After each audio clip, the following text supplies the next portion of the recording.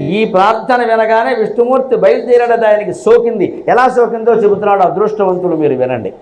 అలవైకుంఠపురంబులో నగరిలో ఆ మూల సౌధంబుదాపల మందారవనంతరం మృదశర ప్రాంతేందుకంతోపలుత్పల పర్యంకరమా వినోదియగు ఆపన్న ప్రసన్నుండు విక్వల నాగేంద్రము పాహీ పాహీయన కుయ్యాలించి సమురంభియై సిరిగింజప్పడు శంఖ చక్రయుగమం చేదోయి సంధింపడు ఏ పరివారంబును జీరడు అభ్రగపతిన్ పన్నింపడు ఆకర్ణికంతర ధమ్మిల్లము చక్కనొత్తడు ఆకర్ణికంతర ధమ్మిల్లము చక్కనొత్తడు వివాద ప్రోత్థిత శ్రీకుచోపరిచలాంచలమైన వీడడు గజ ప్రణావనోత్సాహియే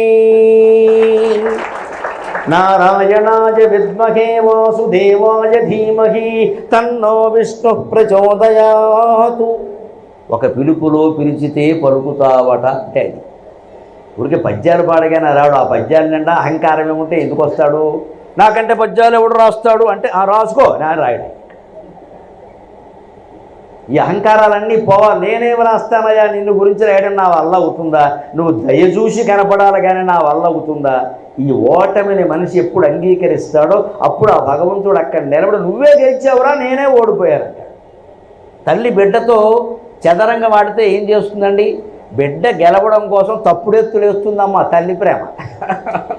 తప్పుడు నువ్వు గెలిచావే, నువ్వు గెలిచావు, 5వ తరగతి చదువుతున్నావు, నువ్వు నన్ను ఐ గాట్ అంటుంది ఇవిడ. దానికో విర్రా. అందుకే తల్లి కావాలని ఓడిపోయింది. భగవంతుడు భక్తుడు పోటీ పడితే భగవంతుడే ఓడిపోతాడు, అనుమానమేలా. దానికి ప్రబలమైన ఉదాహరణ ఒకటి చెబుతా. భీష్ముడు 8 రోజులు యుద్ధం దాటాక మొదటి రోజు వరకు ఆయనకి శ్రీకృష్ణుడు ఆయుధం పట్టాడు అన్న విషయం తెలియలేదండి. దుర్యోధనుడు వెళ్ళి ఆయన ఆక్షేపిస్తూ 8 రోజులు అయ్యాక నువ్వు 8 రోజులు యుద్ధం చేసావు, ఎవరు తెచ్చారు అక్కడ? పాండవులు అలాగే ఉన్నారు. ఎంతసేపు ఇదే గోల కదా. పాండవులు అలాగే ఉన్నారు. తాత ఏమి యుద్ధం చేసేప్పుడు పరశురాముడితో చేసాం, వాళ్ళతో చేసాం, ఎందుకయ్యా వాళ్ళతో చేయవు అని ఆక్షేపించి శ్రీకృష్ణుడు ఆయుధం పట్టకుండా ఉంటేనే నీ యుద్ధం ఎలా ఉందంటే ఆయన ఆయుధం పడితే నీ పరిస్థితి ఏమిటి అని అక్కడ ఆక్షేపించడా. శ్రీకృష్ణుడు ఆయుధం పట్టడా? అవునా, అందుక ఎన్నాళ్ళు పట్టింది అని ఆ ఆవేశంలో నేను పట్టిస్తా అన్నాడు భీష్ముడు. ఆ మాట శ్రీకృష్ణుడికి తెలిసింది. భక్తుడికి అవకాశం ఇద్దాం, భక్తుడికి అవకాశం ఇద్దామని ఆయుధం పట్టాడు. చక్రం పట్టాడు, లేచాడు, ప్రయోగించలేదు కానీ పట్టాడుగా. ఆయుధమున్ ధరింపను ధరించాడు. ఎందుకు? భక్తుల ముందు ఓడిపోవడమే భగవంతుడికి ఇష్టం. అది భగవద్గీతలో చెప్పాడు. కౌంతేయ ప్రతిజానీహి నమే భక్త ప్రణశ్యతి. అర్జున, ఒక రహస్యం తెలుసుకో. ప్రతిజానీహి నమే భక్త ప్రణశ్యతి. నా భక్తుడు ఎక్కడా ఓడిపోకూడదు, వాడి కోసం నేనే ఓడిపోతా అన్నాడు. భగవంతుడంటే ప్రేమ, భగవంతుడంటే ప్రేమ. ఓడిపోతాడు ఆయన. పిల్ల చేతుల్లో తల్లి ఓడిపోయినట్టే, కొడుకు చేతుల్లో తండ్రి ఓడిపోయినట్టే. పెద్ద లెక్క కింద చూడాయి. అందుకని అలవైకుంఠపురంబులో ఇక దీని మీద వచ్చిన సినిమాయే బ్రహ్మాండంగా ఆడేసింది అంటే ఈ పద్యం ఎంత గొప్పదో చెప్పక్కర్లేదు. పైగా అది కూడా త్రివిక్రముడు తీసిన సినిమాయే. ఆ సినిమా కూడా అంటే ఇది వామన త్రివిక్రమ కదా. అలవైకుంఠపురంబులు అక్కడెక్కడో. అలా అంటే అర్థం ఎక్కడుంది, ఎవడు పట్టుకున్నాడు? వైష్ణవులు 108 దివ్యక్షేత్రాలు చూస్తారు, అందులో 106 చూస్తారు, 2 ఉండవు. ఎందుకు 2 ఉండవు? ఆ 107ది పాలసముద్రం, 108ది వైకుంఠం. ఎక్కడ చూస్తావు? పోయాక చూడాలి, అప్పుడు కూడా కనబడతాయో లేదో. అందుకే 106 చూసి 108 పూర్తయ్యాయి అంటారు. మరి అనుకోవాలి ఇంకా అంతే. అది హృదయ సాధన ద్వారా జరగాలి కానీ భౌతికంగా జరిగేది కాదు. ఇది పాలసముద్రం వైకుంఠం అలా కనపడవు. అందుకని అలవైకుంఠపురం అనేవాడు. అక్కడ ఎక్కడో ఉందో లేదో కూడా తెలియనంత దూరంలో ఉంది కదా, ఎవరైనా వెళ్ళగలరా? పైగా వెళ్ళాలంటే విరజా నది దాటాలి. అంటే అర్థం ఏంటండి? అదో నది, దానికోసం ఏదో అది వదిలేయండి. రజోగుణం ఎప్పుడు వదిలేస్తావో అప్పుడు విరజా నదిని దాటగలవు. విగత రజోగుణం వదిలేస్తే పంతాలు, పోటీలు, కక్షలు, కార్పణ్యాలు వదిలేస్తే విరజా నదిని చాలా విష్ణుమూర్తి చెయ్యట్టుకుని దాటిస్తాడు. అంతేగాని దానికోసం ఇక్కడ కొబ్బరికాయ దానం వేయడం, అక్కడేమో పెద్ద ఏలుగుతుండ వాసించడం ఇది కాదు. ఇక్కడ ఇవన్నీ ఊరికే ప్రక్రియ చెబుతారు, అసలు ప్రక్రియ లోపల నడవాలి. అందుకని భగవంతుడు ఓడిపోవడానికి సిద్ధపడ్డాడు. అందుకని వినపడింది దానికి. నగరిలో, నగరి అంటే మనం సిటీ అనుకుంటాం, తెలుగు భాషలో నగరి అంటే అంతఃపురం, రాణులు ఉండే ప్రదేశం. రాణులు అంతఃపురములో ఉందురు అని మాకు ఉండేది. ఎందుకంటే తా పక్కన విసర్గలు నేర్పడానికి ఈ వాక్యం ఉండేది. అక్కడ రాణులు అంతఃపురములో ఉందురు అని చెప్పి మా మాస్టర్ అంతఃపురం అంతఃపురం సరిగ్గా పరుకు అనేవారు. ఇప్పుడైతే అంతఃపురం అని పాకింద భావత్ పెట్టేస్తాడు. గొడవలేదు, నాశనం అయిపోయింది భాష. అంత శ్రద్ధగా ఒక విసర్గలు, ఒక షా, ఒక షా, ఒక హా నేర్పడం కోసం కొన్ని వాక్యాలు ఉండేవి ప్రత్యేకంగా. వాడు ఆ కఠిన అక్షరాలు ప్రత్యేకంగా నేర్పేవారు. అంత శ్రద్ధ ఉండేది భాష మీద. అది వేరే విషయం. అలాంటి ప్రార్థన చేశాడు కాబట్టి ఆయన నగరిలో అంటే అంతఃపురంలోకి వెళ్ళింది. సరిగ్గా ఆ సౌండ్ వెళ్ళి శబ్దం వెళ్ళినట్టే వెళ్ళింది. ముందు వైకుంఠపురానికి వెళ్ళింది ఈ మొర, అక్కడి నుంచి అంతఃపురానికి వెళ్ళింది. ఆయన లక్ష్మీదేవితో ఉన్నాడు. మరి ఆయన ఆ మూల సౌదంబుదాపల చదివేవాడు జాగ్రత్తగా చదవాలి. ఆ మూల అని ఆపేయకూడదు, కొంపలు అంటుకోదు. ఏ మూల ఎవడు చెప్పాడు? మూల ఏమిటి ఇక్కడ? అది మూల సౌధానికి కలపాలి. ఆ మూల సౌధంబుదాపల. మూల సౌధము అంటే ముఖ్యమైన భవనం, అంటే లక్ష్మీనారాయణలో ఉండే భవనం మూల సౌధం. ఇది సంస్కృతం మూల, తెలుగు మూల కాదు. ఈశాన్య మూల, వాయవ్య మూలలో మూల కాదు. ఇది ఆ మూల ఈ మూల అనడానికి. సంస్కృతంలో మూల అంటే మూల పురుషుడు, మూల విరాట్ అంటే మూలలో ఉంటాడా, ఆయనే మూలం అక్కడ. అందుకని ఈ మూల, అది మూల సౌధంబుదాపల ప్రధానమైన భవనం లక్ష్మీనారాయణుడు ఉండేది. అది కూడా ఎలా ఉందండి? మందారవనంతరం మృతసర ప్రందెందుకంతోపలోత్పల పర్యంక రమా వినోది. మందార సరోవరం ఉందిట. మందార చెట్లు పక్కని 4 గట్ల మీద ఉన్నటువంటి సరోవరం ఉందిట. మందార సరోవరం నగరిలో ఆ మూల సౌధంబుదాపర మందార వనంతర అమృత సరగ. మొత్తం మందార చెట్ల వనం ఉందట, మందార పూల వనం. అందులో అమృత సరస్సు ఉందట. మందార వనంతరం అమృత సర ప్రాంత, దాని సమీపంలో ఇందుకాంతోపల చంద్రకాంత శిలలతో తయారు చేసిన పర్యంకం ఉందట. ఆ చంద్రకాంత శిలా వేదిక మీద ఉత్పల పర్యంకం. అది కూడా మళ్ళీ వేదిక అంటే అరుగు లాంటిదే కదా. చంద్రకాంత శిలైనా శిలే కదా. చంద్రకాంతి పడగానే వెన్నెల కురుస్తుంది, దాంట్లో తడిసి నీరు ద్రవిస్తుంది. అదేనా శిలే కదా. విష్ణుమూర్తికి ఎక్కడ గుచ్చుకుంటుందో అని కలువ పువ్వుల పక్క పరిచాట. మందార వనం, అందులో అమృత సరస్సు, దాని గట్టు, ఆ గట్టు మీద ఒక చంద్రకాంత శిలలతో చేసిన శయ్య, దాని మీద కలువ పువ్వుల పక్క. అందులో మాత్రం ఆయన ఒక్కడే ఉంటాడా? ఇంత శోభనంగా అది పెట్టాక పెళ్లి కూతురు లేకపోతే అలాగా.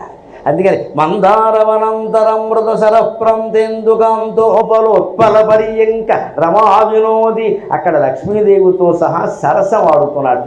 ఏమి సరసం? ఇద్దరు కూర్చుని పాచికలు ఆడుతున్నట్ట. ఒక్క 5 రూపాయలు 10 రూపాయలు తెలుసుకోవాలి. భార్యాభర్తల అనుబంధం బాగుండాలంటే మొగాళ్ళకి దండం పెట్టి కోరుతున్నా, మీరు ఆడే పేకాట ఏదో ఇంట్లో ఆడండి, గొడవ ఉండదు.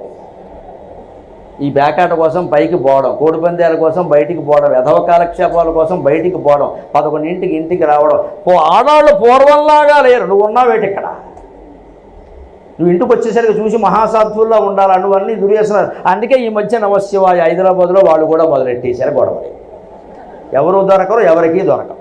అక్కడ ఇందుకాంతోపల ఉత్పల పర్యంకంలో రమా వినోదియగు ఆపన్న ప్రసన్నుండు. అంత రమా అంత కాలక్షేపంలో ఉన్నవాడు, సరస శృంగారాల మధ్యలో ఉన్నవాడు మనం ఎవరైనా అయితే ఎట్టి పరిస్థితుల్లోనే ఫ్రెండ్ ఫోన్ చేస్తే పెడతామా? వెళ్ళమని. చాలా బిజీ అని చెప్తాం, ఏం బిజీయో చెప్పమా. ఆయన ఆపన్న ప్రసన్నుండు. ఆయన అక్కడ ఖాళీగా ఉన్నాడు కాబట్టి ఆవిడతో కలిసి పాచికలు ఆడుతున్నాడు. అష్టాచమ్మ, అంతకంటే ఉంది. ఇక్కడ 4 వేయమంటే 4 వేయాలి, 3 వేయమంటే 3 వేయాలి. వీరు వేసిన పందెం వారు, చెప్పిన పందెం వారు వేస్తే వీరు నెగ్గినట్టు, వారు నెగ్గినట్టు, వేయకపోతే నెగ్గనట్టు. ధర్మరాజు పాచికలు కూడా ఇంతే, అంతకంటే ఏం లేదు ఇక్కడ. అటువంటిది ఆడుతున్నాడు సరదాగా. అంటే ఇంట్లో కాలక్షేపం ఇంట్లోనే చేసుకుంటే దుర్వ్యసనం కూడా సద్వ్యసనంగా మారుతుంది. దుర్వ్యసనం అన్నాను కదా, అన్నీ కాదు, ఒక పేకాటకి వర్తిస్తుంది. అన్నీ మొదలెట్టే కండి. ఎందుకంటే సరదా. ఈ మధ్యలో ఓకులు డబ్బులు ఒక్కలేదు. ఇద్దరు కూర్చొని 1 గంట కాలక్షేపం ఆడుకుంటే అందులోనే నెగ్గడాలు ఓడిపోవడాలు ఏవో ఉంటాయి. లోపల కక్షలు ఏమన్నా ఉంటే స్వయం పాకం అందులో తీరిపోతాయి. కడవలు ఒకడు 2 గుద్దులు గుద్దలేకపోయినా ప్యాకెట్లో ఓడించేవాడు. నేనే అంటే ఆయన కూడా అవును నువ్వేరు ఒప్పుకుంటాడు. ఆ ఇగో సాటిస్ఫై అంటారు దీన్నే ఇంగ్లీషు. అయిపోయింది. ఈ సరదా కాలక్షేపాల వల్ల చదరంగం ఆడుకున్నా బేకాడుకున్నా ఈ కాలక్షేపాల వల్ల గెలుస్తాం, ఓడుతాం, అనుబంధం బాగుంటుందండి. దాంట్లో ఇబ్బంది ఉంది ఇక్కడ. అలాగా ఆయన కూడా అదే కాలక్షేపంలో ఉన్నాడు. అక్కడికి వినపడింది ఆపన్న ప్రసన్నుండు. ఇంత కాలక్షేపంలో ఉన్నా సరే ఆపన్నుడైన వాడు ఎవడైనా పిలిస్తే వెంటనే ఒక పిలుపులో పిలిచితే పలుకుతావట, రావలసిందే. విక్వల నాగేంద్రము పాహీ పాహీయన కుయ్యాలించి సౌరంభియై. నాగేంద్రము అంటే గజేంద్రము. ఇక్కడ ఒక రహస్యం చెప్పాలి. సంస్కృత సాహిత్యంలో వ్యాసభారతం, వ్యాసభాగవతం, వాల్మీకి రామాయణం సహా నాగశబ్దాన్ని ఏనుగు అనే అర్థంలోనే వాడారు, పాము అనే అర్థంలో వాడారు. పాము అంటే సర్పం, అహి అని వాడారు. అది తెలియకపోవడం వల్లే మనకి భారతంలో వచ్చిన ఒక ఇబ్బంది ఏమిటి అంటే దుర్యోధనుడిని వ్యాసుడు నాగధ్వజుడు అన్నాడు. అంటే ఆయన జెండా మీద ఏనుగు ఉంటుందండి. కానీ మన సినిమాలు సహా తిక్కన గారి భారతం సహా మొత్తం పాము ఎట్టేశారు దుర్యోధనుడు జెండా మీద. దుర్యోధనుడు జెండా మీద పాము ఉండదు. ఎంత బుద్ధి లేనివాడు కూడా పాముని జెండాలో పెట్టుకో. ఒక మహారాజు వాడు నవకండ భూమండలాధిప మగుట తట కడిత మణిగణ నీరాజిత నిజపాద పంకేరు హుండనై అని చెబుతాడు మైసభలో డైలాగ్. వాడు పాము తేలు ఎందుకు పెట్టుకుంటాడండి? వాడిది పైగా హస్తినాపురం, అందుకని హస్తి పెట్టుకున్నాడు. అది నాగధ్వజం. వ్యాస మహర్షి 1700 శ్లోకాల భారతంలో దుర్యోధనుడు జెండాను ఎక్కడ వర్ణించినా నాగధ్వజం నాగధ్వజం అన్నారు. దాన్ని మహాకవులు సైతం పొరపాటు పడి సర్పధ్వజం అని అనువాదం చేసేసారు. అక్కడి నుంచి మన సినిమాల వాడు పెద్ద పాము పెట్టేశారు. ఇక్కడ ఇంక వీళ్ళు తయారుగా ఉంటారు. వీళ్ళు పుస్తకాలు చదివితే కదా అసలు. నేను వ్యాసభారతం చదివితే 5-6 ఏళ్ల క్రితం ఈ విషయం అర్థం. అయ్యో బాబు వ్యాసుడా నీకు ద్రోహం చేసావయ్యా. ఎందుకంటే నేను కూడా ఎక్కడో ప్రవచనం చెబుతూ దుర్యోధనుడు జెండా ఏమిటి, వాడి బుద్ధే వాడి జెండా అన్నాను. నమ్మేస్తారు, సహజంగా నమ్మేస్తారు. కానీ నాకు గ్రంథం చదివాక ఎంత పొరపాటు చెప్పాం. వాడు హస్తిధ్వజం, వాడు ఏనుగు. అది ఇక్కడ నాగేంద్రము అంటే ఏనుగండి, పాము కాదు. పైగా నాగశబ్దాన్ని సంస్కృతంలో పాముకి ఎప్పుడు వాడతారు అంటే ఒకే తల ఉంటే అది సర్పం, ఉరగం, అహి. 2 గాని 3 గాని 4 గాని ఆదిశేషుడిలాగా 1000 గాని ఉంటే అది నాగం. 1 కంటే ఎక్కువ తలలు ఉంటే నాగం, 1 తలే ఉంటే పాము. తేడా ఉండదు. అలా లేకపోతే నాగశబ్దాన్ని సంస్కృత సాహిత్యంలో వాడరు. పాము అర్థం చేస్తారు. ఏనుగనే అర్థంలో ఎప్పుడైనా వాడతారు. నాగాయుధ బల సంపన్నుడు అంటారు భీముడిని. అంటే 1000 ఏనుగుల బలం కలిగిన వాడు అని. పావుల బలమే, పావుకు బలమేమిటి ఇక్కడ? అదే అర్థం అక్కడ. అందుకని నాగేంద్రము, ఈ గజేంద్రము పాహి పాహి రక్షించమని అనగానే పాహిరామ ప్రభో పాహిరామ ప్రభో అనగానే అప్పటి నుంచి కదిలాడు. ఎంత వేగంగా కదిగాడు? సిరికిం చెప్పాడు, లక్ష్మీదేవికి కూడా చెప్పలేదు. అంటే భక్తుల్ని కాపాడేటువంటి ప్రయత్నంలో భార్యకు కూడా చెప్పకుండా పరిగెత్తుకు వచ్చేస్తాడు. అంటే అక్కడ సంసారం కంటే ఆపన్నుణ్ణి కాపాడడమే ముఖ్యం. మనలో కూడా ఇంటి బాధ్యతలు ఇంట్లో చెప్పడాలు లాంటివి ఎలా ఉంటాయంటే అవతల ఏదన్నా ఆపదలో ఉన్నవాడిని కాపాడాలంటే ఈ టాటాలు చీరియోలు పెద్ద ముఖ్యం కాదు. ఇక్కడ అవసరమైతే వెళ్ళిపోతాం, తర్వాత వచ్చాక ఏమిటంత కంగారుగా వెళ్ళారంటే నువ్వు కంగారు పడతావని చెప్పలేదు అని తర్వాత చెబుతారు. ఒక్కోసారి చెప్తే ప్రమాదం. ఇప్పుడు ఎందుకో వాడు మనకి ఏదో మొదలెడతారు ఇక్కడ స్టోరీ. ఇక్కడ వెళ్ళినవారు వెళ్ళేవారు. అందుకని చేసే ఉపకారం. అందుకని వెళ్ళిపోయాడు. ఈవిడ కోసం చూడలేదు ఆయన. శంఖ చక్ర యుగమున్ చేదో ఈ సంధింపడు, రాక్షసుల మీదకి యుద్ధానికి వెళుతున్నాడేమో అని అనుమానిద్దామంటే శంఖం లేదు, చక్రం లేదు.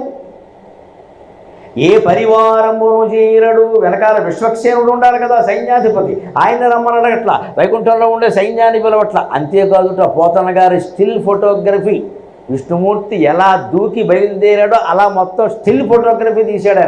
కనీసం ఆకర్ణికాంతర దమ్మిల్లము చక్కనొత్తడు, చెవుల మీద పడిపోతున్న జుట్టు కూడా పైకి అనుకోవట్లేదు. ఈయనకి ఎందుకు గొడవ? ఆ దృష్టి పోతన గారంటే అక్కడ చిన్నపిల్లాడు అయిపోతాడు. తల్లి పిల్లాడికి తల దూగుతుంటే, ఆడపిల్లకి జడేస్తుంటే ఎంత ముద్దుగా చిన్న చిన్న వెంట్రుకలు కూడా పక్కకి సర్దేస్తుందో ఈ పోతన గారు విష్ణుమూర్తి జుట్టు అలా సర్దేస్తాడు.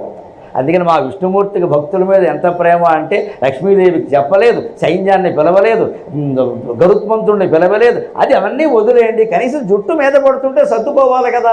బోడు జుట్టు ఉంది కదా ఆయనకి. అందుకే ఆకర్ణికాంతర ధమ్మిల్లం. ధమ్మిల్లం అంటే కొప్పు, కేశముల గుంపు. అది కర్ణికాంతరం, చెవుల మీద పడిపోతుందిట. కాబట్టి ఎంత జుట్టు లేనివాడైనా కాస్త ఇలా అనుకుంటాడు అప్పుడప్పుడు, ఉన్నదే అంటూ. మరి విష్ణుమూర్తి అనుకోవద్దా ఆ మాత్రమేనా? అందుకే ఆ జుట్టు కూడా సర్దుకోవడం లేదు. ఆ కర్ణికంతర ధమ్మిల్లము చక్కనొత్తడు, అభ్రగపతిని పన్నింపడు. మరి వేగంగా వెళ్ళాలంటే గరుత్మంతుడిని పిలవాలి కదా, గరుత్మంతుడిని పిలవలేదు. కనీసం జుట్టు కూడా సర్దుకోవడం లేదు. ఆకర్ణికంతర ధమ్మిల్లము చక్కనొత్తడు. ఇంకా లక్ష్మీదేవిని కంగారు పట్టేలాగా ఇంకో పని చేసేట. వివాద ప్రోత్థిత శ్రీకుచోపరి చలాంచలమైన వీడడు. అంతకుముందు ఆడిన పాచికలాట్లో ఆవిడ 10 రూపాయలు బాకీ పడింది. నా 10 రూపాయలు నాకు ఇస్తావా ఇవ్వాలి కొంగట్టుకున్నాడు. తక్కువ వాడు కదా, బాకీ వసూలు చేసే వరకు తమ్ముడే పేకాటే. అది లెక్క. నా భార్యాభర్తల మధ్యలో బాకీ అదా కుదరదు. నువ్వు పాల సముద్రం అమ్మ మీ ఇంటికి వెళ్ళి పట్టుకురా, పైగా బస్సు ఫ్రీ, వెళ్ళి అక్కడికని చెప్పాడు. మహిళలకు బస్సు ఫ్రీ కదా, పాల సముద్రాన్ని కూడా ఫ్రీయే. వెళ్ళావా మీకు ఫ్రీ, వెళ్ళి పట్టుకొచ్చే. నా బాకీ అని ఆవిడ కొంగట్టుకున్నట్ట. ఆ కొంగు కూడా విడిచిపెట్టకుండా పరిగెడుతున్నాడు.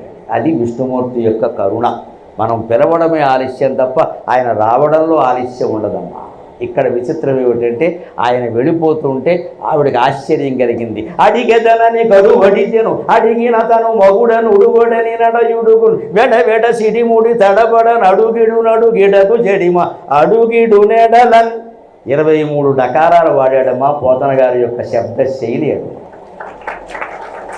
ఎక్కడి నుంచి డకారాలు పట్టుకొచ్చాడో, ఎంత అర్థవంతంగా వాడాడో, ఒక్కటి కూడా వ్యర్థమైన పదం లేదు. అడిగెదనని కడువడిచెను ఇలా కొంగట్టుకు వెళ్ళిపోతుంటే వెళ్ళకడం కూడా తప్పదు కదా. అందుకని ఇదేమిటి ఇలా పట్టుకుని కూడా పెడుతుంది, వేగంగా పరిగెడుతుంది. ఎక్కడికి ఎందుకు ఈవిడికి పెద్ద అనుమానం. ఎందుకంటే 16,001 తీసుకొస్తాడేమో అని అనుమానం.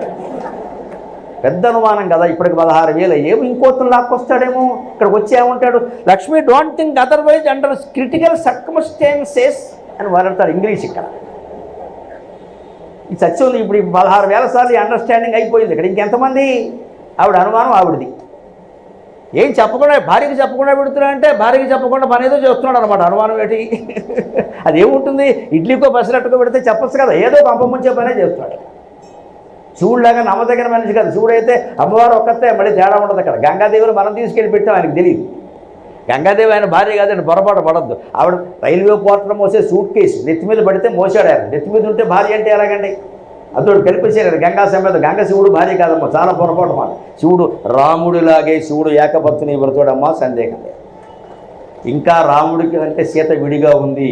శివుడు ఎంత గొప్పవాడంటే అమ్మవారితో కలిపి అర్ధనారీశ్వరుడుగా ఉంటాడమ్మా. నువ్వు ఆడా కాదు మగా కాదు అని కొంతమంది దేవతలు నిందిస్తే నేను అంతే పర్వాలేదని చెప్పాడు ఆయన. అంత కరుణామయుడు శివుడు, అంత కరుణామయుడు శివుడు. ఏం పర్వాలా. పైగా ఆవిడ నీలో సగం కదా అంటే పొరపాటు మాట. ఆవిడ నాలో సగం కాదు, నేనే ఆవిడలో సగం అన్నాడు. అందుకే లలితా సహస్రాన్ని గమనించండి, పరమ రహస్యం గ్రహించే ఉంటారు చాలామంది. నాకు చెప్పడం ఆనందం. 182.5 శ్లోకాలు ఉంటాయి సరిగ్గా. 182.5. 1000 నామాలు 182.5లో ఎలా సరిపెట్టాడండి? ఆ లెక్క ఏమిటి? 182.5 రెట్టింపు చేయండి, 365. భగవంతుడు కాలస్వరూపుడు. అందులో శివుడు సగం, అమ్మవారు సగం. అందుకే వ్యాస మహర్షి అలా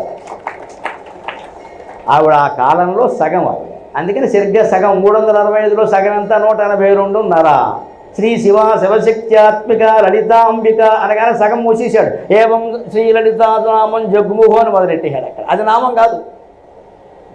182.5 ఎందుకు రాశారంటే రెట్టింపు చేసుకోండి. 365 అంటే సంవత్సరం కదా. సంవత్సరం అంటే కాలమే కదా. కాలంలో అమ్మవారు సగం, శివుడు సగం. మిగిలిన సగం కావాలంటే శివసహస్రం చదువు.